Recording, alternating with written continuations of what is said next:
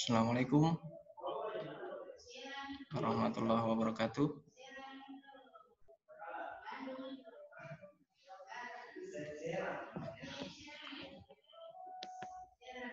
Assalamualaikum.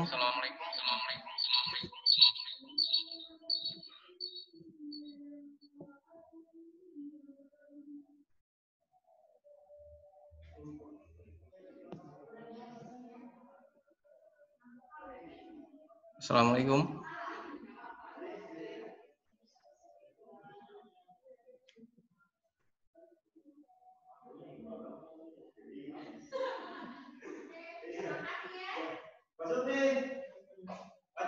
Assalamualaikum.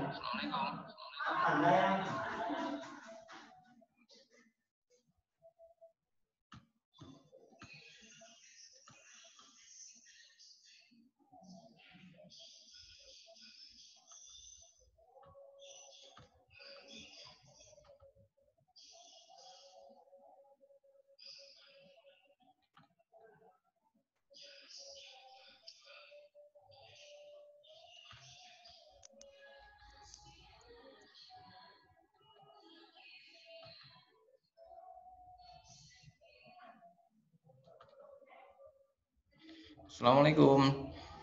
Suaranya Pak Guru kedengaran nggak? Waalaikumsalam warahmatullahi wabarakatuh. Kedengaran, Pak.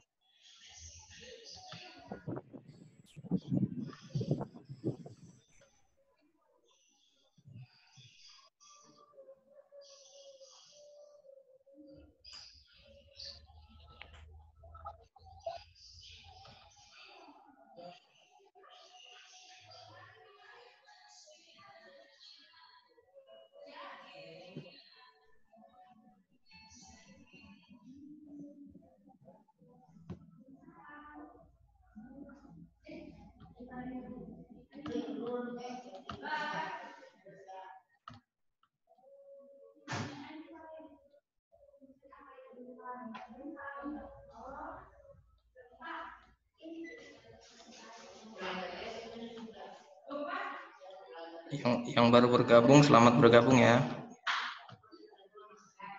Assalamualaikum, Pak. Waalaikumsalam.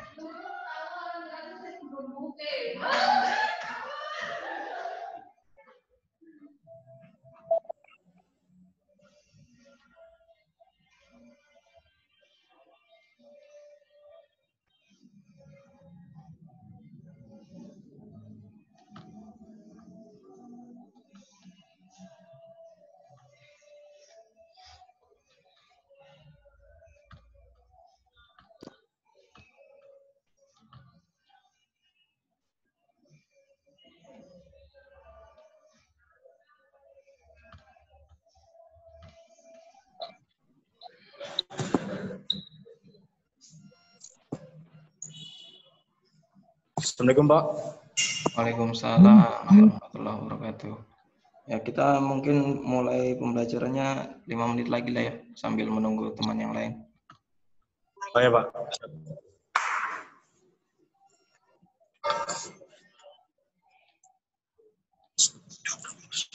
Sini. Dalam kelas saja.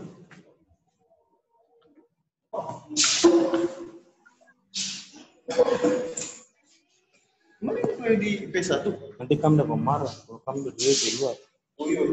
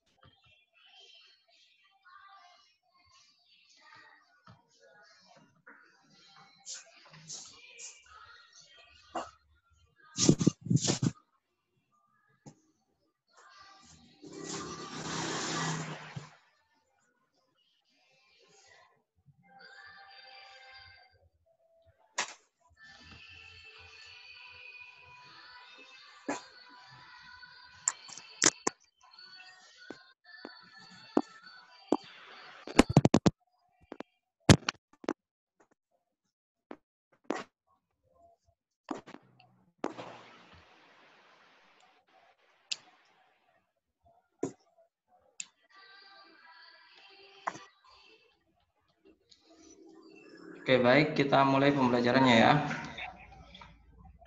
Sambil menunggu teman-teman yang lain yang sudah bergabung, terima kasih atas waktunya.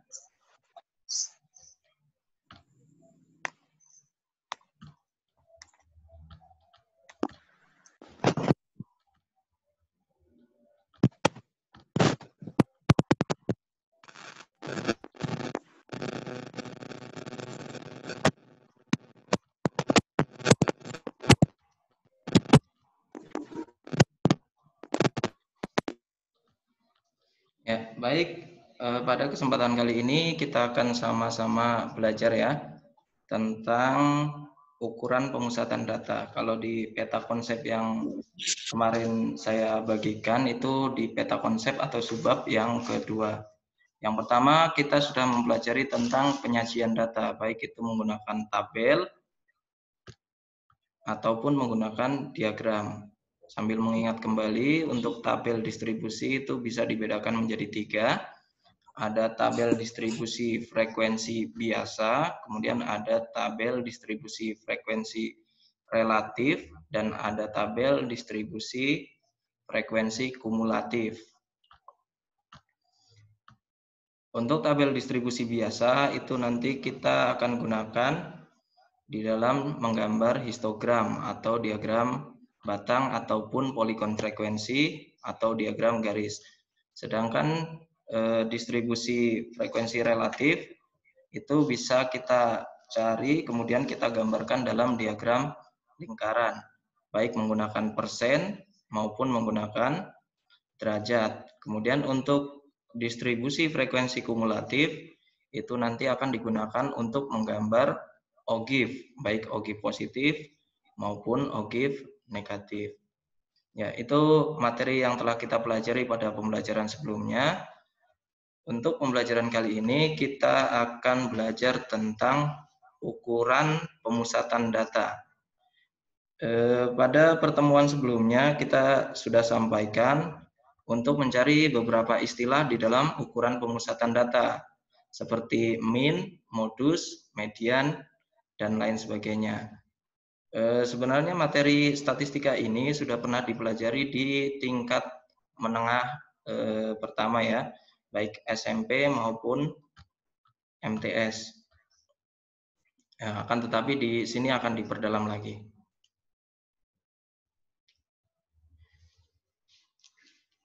Ya, tujuan pembelajaran pada kesempatan kali ini adalah setelah kita belajar bersama nanti, diharapkan semua dapat menentukan ukuran pemusatan data, baik dari data tunggal ataupun data berkelompok.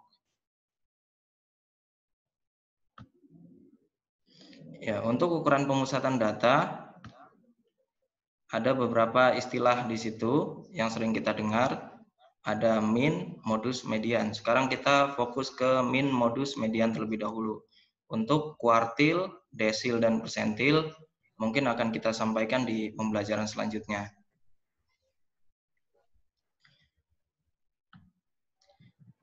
Ya, istilah min dalam statistika itu biasa kita kenal dengan rata-rata atau biasa disimbolkan dengan X, kemudian di atasnya ada garis lurus. Dalam matematika dibaca X bar ya. Kemudian untuk min data tunggal atau rataan hitung atau rata-rata hitung, simbolnya X di atasnya ada garis, itu adalah untuk rumusnya X1, X2, X3 sampai seterusnya, sampai dengan terakhir Xn dibagi N.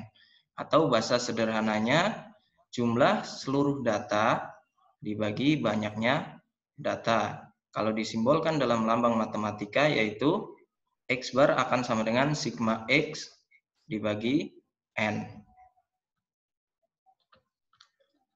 Ya, di situ ada keterangannya. Untuk sigma X itu adalah jumlah seluruh data, kemudian N adalah banyaknya data.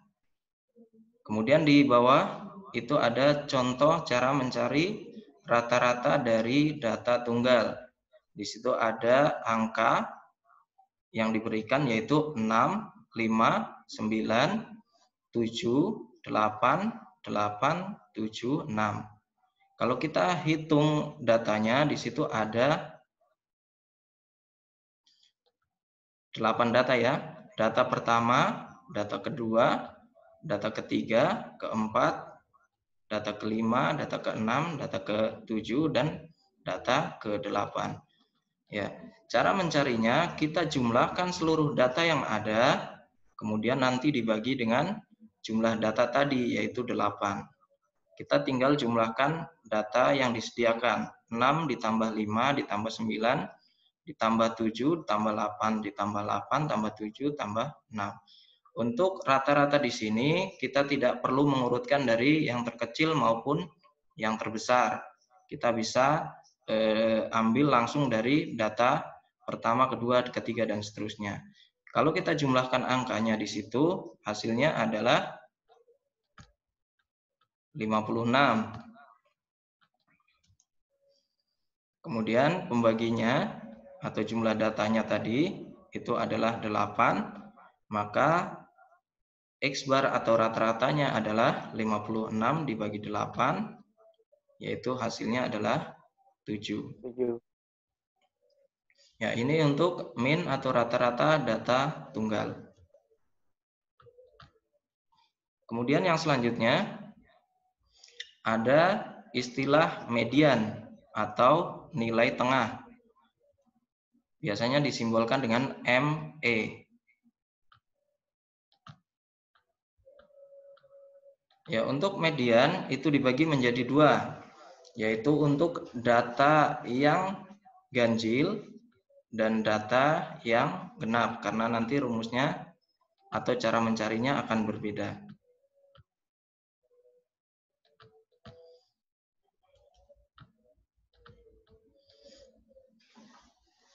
Nah, berbeda dengan min atau rata-rata tadi, kita bisa mengambil acak.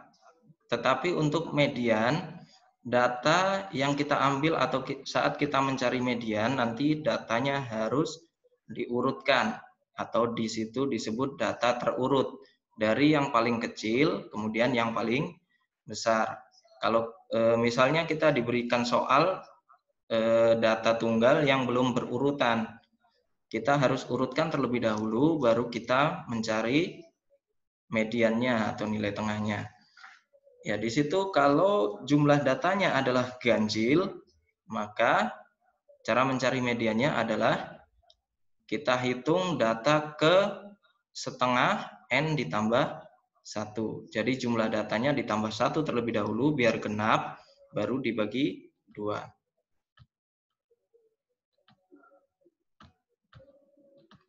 Ya, di sini sebenarnya ada angka setengah ya, cuma di sini tidak kelihatan.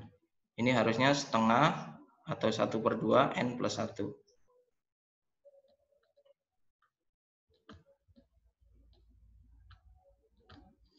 Kemudian untuk N yang genap, itu cara mencarinya yaitu kita urutkan terlebih dahulu dari yang kecil sampai ke data yang terbesar, kemudian kita ambil data ke setengah N. Misalnya datanya ada 10, berarti kita ambil data dari setengah dari 10, berarti data ke 5. Ditambahkan data ke setengah N. Setengah N tadi adalah 5 ditambah 1, berarti data ke 6. Kemudian dibagi 2. Berarti kalau datanya ada 10, berarti mediannya karena N-nya genap, kita pakai yang data ke 5 ditambah data ke 6 dibagi 2. Itu kalau N-nya genap, yaitu N10. Tidak ada ini, tidak ada. Salah satu contohnya seperti ini ya.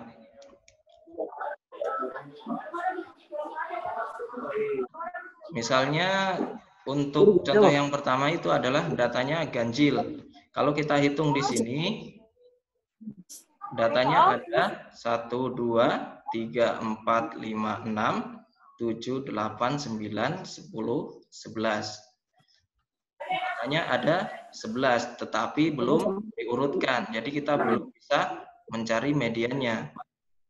Kita harus urutkan terlebih dahulu data ini dari yang terkecil sampai yang terbesar, baru kita bisa mencari mediannya. Oke, kita urutkan datanya. Akan menjadi seperti ini ya. Ini kalau diurutkan dari yang paling kecil, kemudian ke yang paling besar. Untuk data ganjil tadi, median rumusnya apa? Ingat nggak? XN ditambah 1 dibagi 2. Ya, N plus Baik. 1 Ulangan kapan? bagi 2 atau setengah Oh, kalikan iya. N tambah 1. Aku bilang. Ya, begini ya. Data ke setengah N ditambah 1. Tadi N-nya ada berapa kalau dari soal ini? 11. Ada 11, berarti 11 Tapi ditambah betul ada 1 sekitar. akan menjadi 12. 12 dibagi 2 akan menjadi 6. 6. Ya. Mediannya adalah data ke-6. Kita lihat di urutan datanya yang sudah diurutkan. Kita hitung data yang ke-6. 3 adalah data pertama, 4 adalah data kedua, 5 adalah data ketiga, kemudian ada data keempat juga sama dengan 5, data ke-5 adalah 6, dan data ke-6 adalah 6. Jadi median untuk soal yang ini itu adalah 6. Ya, kalau nanti diberikan data yang berbeda, misalnya tidak ada angka seperti ini atau angkanya lebih besar, tinggal nanti dicari N-nya ada berapa, kemudian ditambah 1, kemudian dikalikan dengan setengah. Oke, baik, kita lanjutkan ke contoh yang data genap. Di sini juga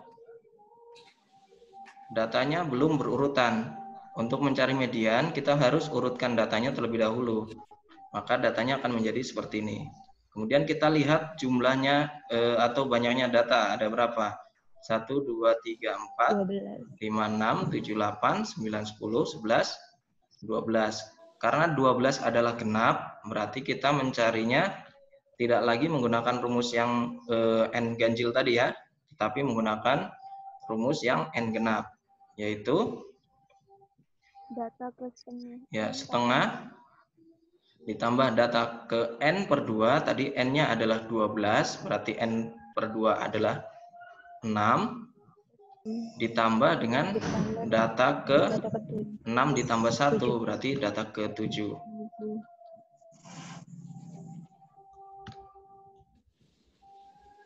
Ya, maka mediannya akan menjadi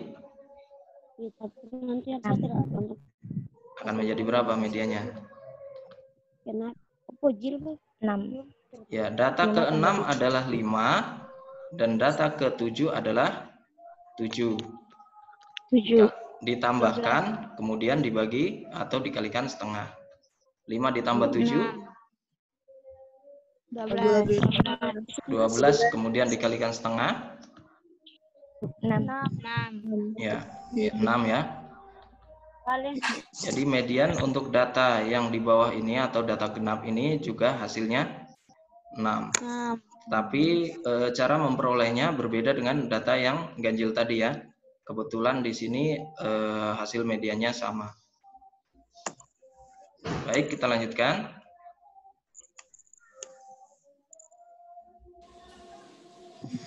Modus. Istilah modus itu adalah nilai yang sering muncul atau yang frekuensinya paling banyak. Biasa disimbolkan MO ya. Kemudian untuk modus data tunggal, kita lihat contohnya langsung di sini.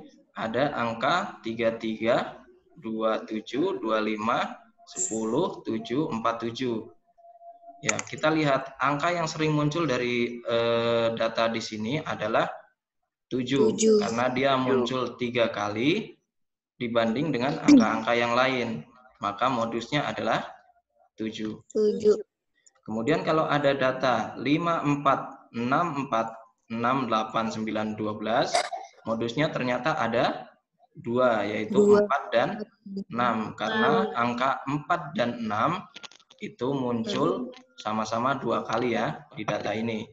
Kemudian kalau ada data yang frekuensinya atau kemunculannya sama-sama cuma 1 kali, berarti modusnya itu adalah tidak ada. Karena semua muncul 1 kali, tidak ada yang sering muncul.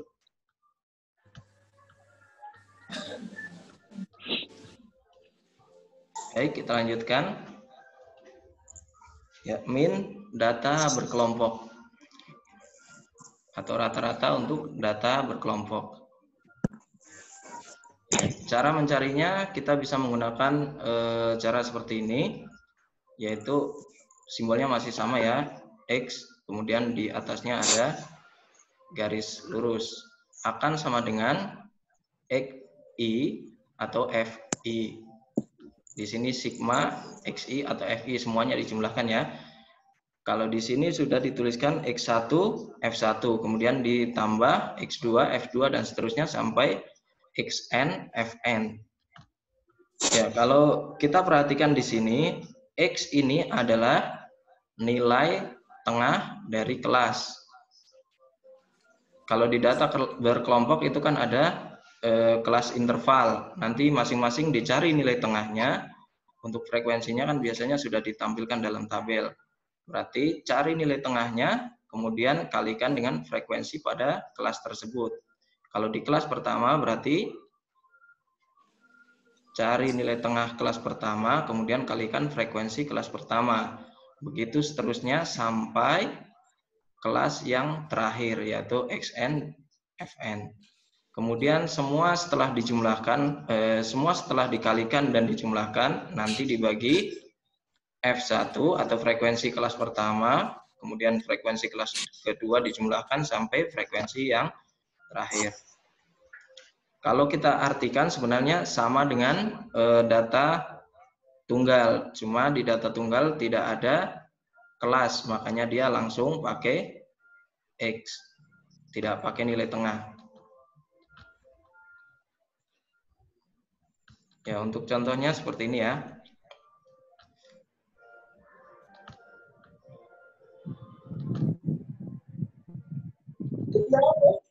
Ya, kita punya tabel, kita gunakan tabel yang sama dengan materi sebelumnya yang ada di PowerPoint.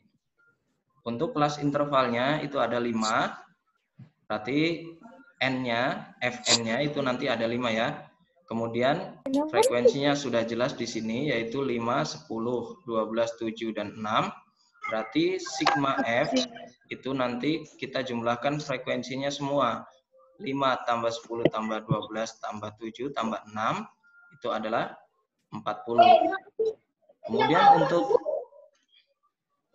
Kemudian untuk mencari rata-rata kita butuhkan selain F tadi adalah nilai tengah. Masih ingat cara mencari nilai tengah nggak? Cara mencari nilai tengah kelas bagaimana? Masih ingat?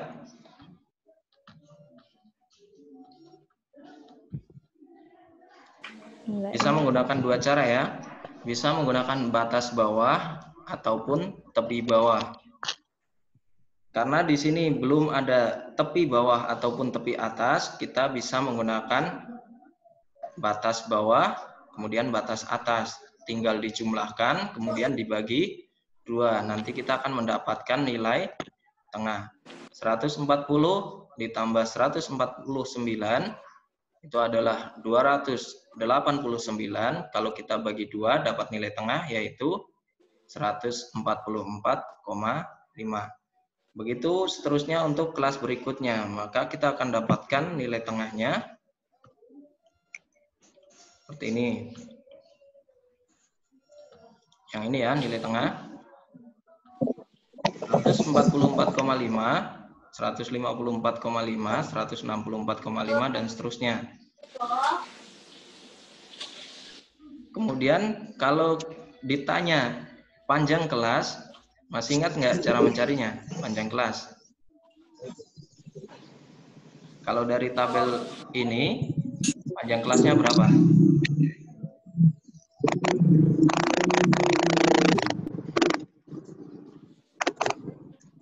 Ayo, salah satu bisa menjawab.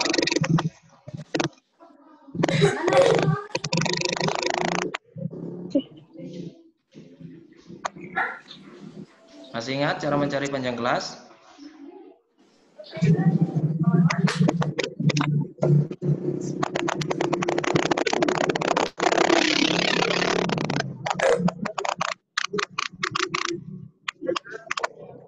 Coba, masih ingat cara mencari panjang kelas? Coba salah satu bisa menjawab. Mencari panjang apa, Pak? Panjang kelas dari tabel ini. Panjang kelas. Ada dua, panjang kelas. Ada 3 cara. Kalau kalian masih ingat, ada 3 cara. Ya, saya kasih kisi-kisi mencarinya. Bisa menggunakan batas kelas, bisa menggunakan tepi kelas, bisa menggunakan titik tengah. Masih ingat nggak? Batas kelas sudah disediakan. Tepi atas, tepi bawah sudah disediakan. Titik tengah sudah disediakan. Tinggal cari panjang kelasnya.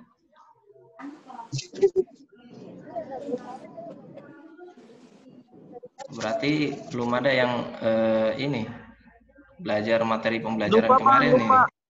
Lupa? Belum, Pak. Ya, seminggu lagi sudah ujian ini loh. Ya Allah, Pak. Ya, baik ya. Panjang kelas. Belum belajar, Pak. Belum belajar. Ya. Pak Guru maklum ya. Kalian kan anak-anak sibuk, super aktif. Oke, kita lanjutkan ya. Cara mencari panjang kelas itu bisa menggunakan batas, yaitu 149 dikurangi 140 ditambah 1, atau hasilnya 10. Bisa menggunakan tepi atas dikurangi tepi bawah, 149,5 dikurangi 139,5, itu 10 sama, atau bisa menggunakan titik tengah kelas kedua dikurangi titik tengah kelas sebelumnya, 154,5 dikurangi 144,5.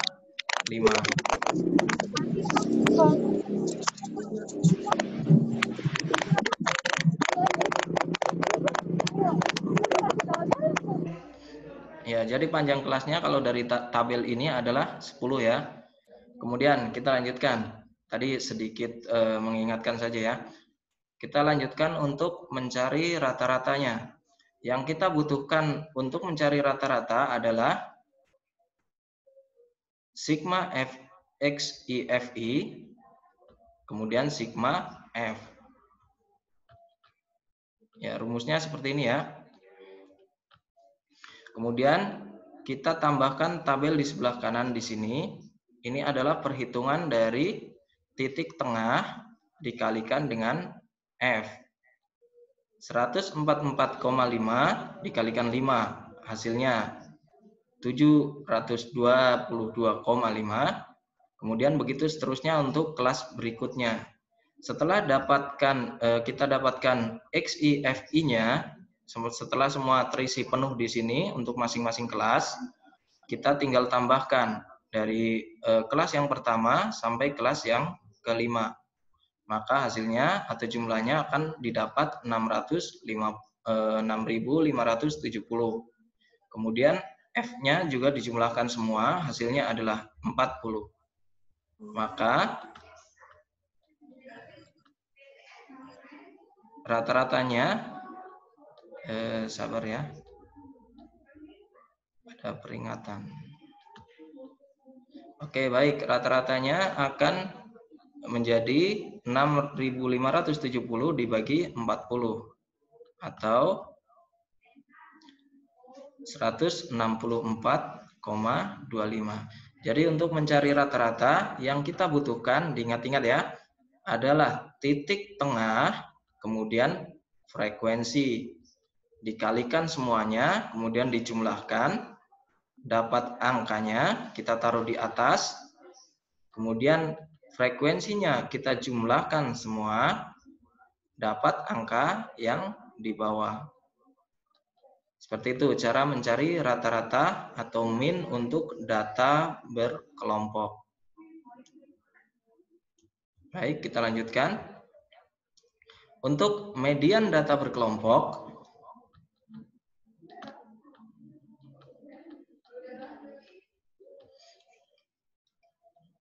ya, cara mencarinya seperti ini. Median adalah tepi bawah kelas median ditambah setengah kalikan N dikurangi frekuensi kumulatif sebelum kelas median dibagi frekuensi pada kelas median dikalikan panjang kelas. Ya, untuk keterangannya di sini sudah ada ya. Ya, sabar.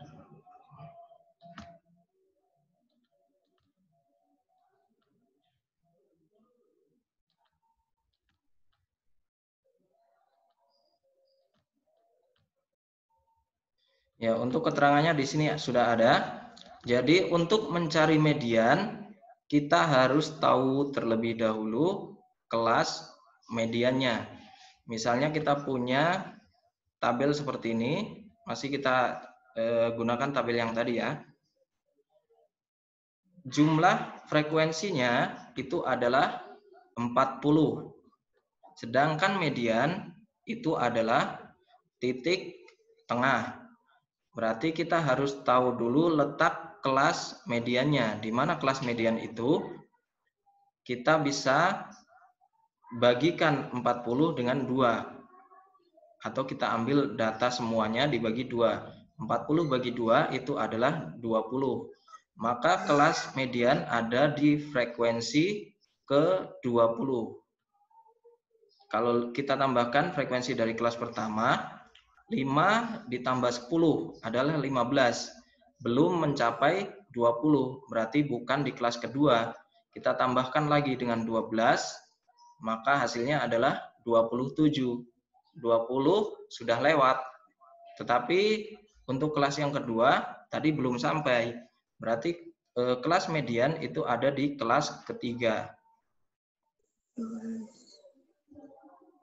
Ya, kita tandai terlebih dahulu untuk kelas mediannya.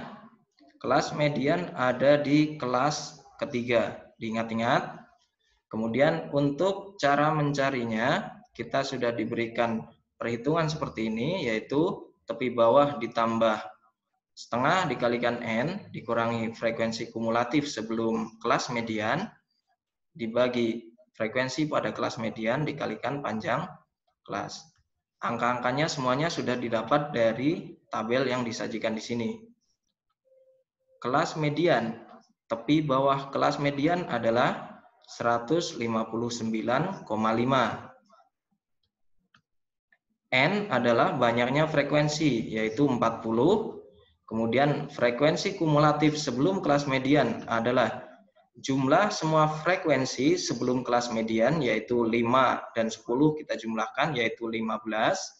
Kemudian frekuensi pada kelas median adalah 12. Kemudian panjang kelas adalah 10. Tinggal kita masukkan angka-angka tersebut ke dalam perhitungannya. Maka akan menjadi seperti ini.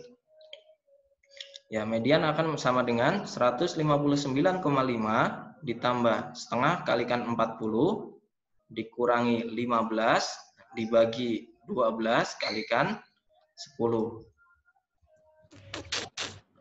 Kita hitung yang di dalam kurung terlebih dahulu, yaitu 1/2 kalikan 40 adalah 20. 20 dikurangi 15 adalah 5. Berarti kita dapat 5/12. 5/12 kemudian dikalikan 10 hasilnya adalah 4,17. Kemudian kita tambahkan ke tepi bawahnya 159,5 ditambah 4,17. Hasil perhitungannya yaitu 163,67. Itu adalah median untuk data yang diberikan dari sini ya.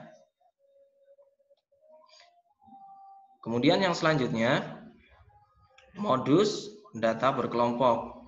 Hampir sama dengan median, untuk mencari modus, kita juga harus menentukan terlebih dahulu kelas modus. Untuk data berkelompok, Cara mencarinya yaitu modus akan sama dengan tepi bawah kelas modus, kemudian ditambahkan D1 dibagi D1 plus D2 kalikan P atau panjang kelas. D1 itu adalah selisih frekuensi dengan kelas sebelum kelas modus. Kemudian D2 adalah selisih frekuensi modus dari kelas setelah, sesudahnya. Ya, sesudahnya atau setelah kelas modus ya. Jadi poin yang pertama kita cari dulu untuk mencari modus itu adalah kita tentukan dulu di mana kelas modusnya. Ya, tabel yang kita gunakan masih sama ya, seperti ini. Kemudian untuk mencari kelas modus, kita ambil frekuensi yang paling besar. Di sini ada 5, 10, 12, 7, 6. Frekuensi yang paling besar adalah 12. Berarti otomatis kelas modusnya ada di kelas ketiga, yaitu kelas 160 sampai 169. Baik, kita tambahkan tabelnya seperti tadi. Kita dapat tepi bawahnya di sini ya untuk mencari untuk mencari nilai modusnya nanti. Kemudian D1, masih ingat D1 tadi apa? Selisih frekuensi dengan kelas sebelumnya. Di sini ada 12, kemudian kelas sebelumnya ada 10. 12 dikurangi 10, 2 ya. Ya. Berarti D1-nya adalah 2. Kemudian selisih atau D2-nya adalah selisih kelas modus dengan kelas setelahnya. 12 dikurangi 7. 5. D1 adalah 2, D2 adalah 5. Panjang kelasnya masih sama ya, yaitu 10 tadi.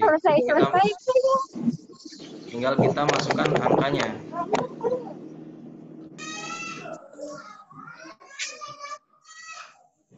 Baik, kita masukkan angkanya, maka akan menjadi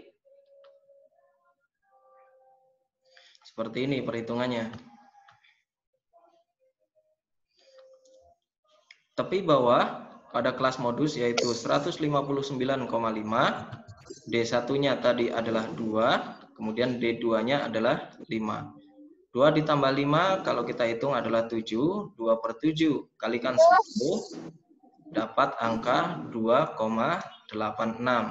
Tinggal dijumlahkan dengan tepi bawah, maka hasil untuk modusnya adalah 162,36.